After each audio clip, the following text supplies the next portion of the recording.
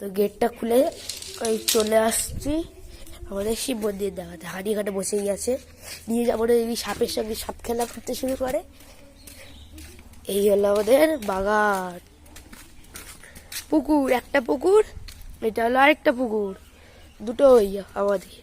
এটা হলো বড় জঙ্গল, এটা হলো আমাদের ঘরের পিছন দিক। এখানে পাতকুয়া করা হয়েছিল, এখনো পাতকুয়াটা দেখাই, ফোনটা না পড়ে গেলেই হলো। জল আছে, এটা বলে রেখে দিই। আমরা কাজের জিনিসের ওখানে চলে এলাম। এটা হলো কি বুঝতে পারছি না, এখানে আমি একটা বেল গাছ বসাও ভাবলাম।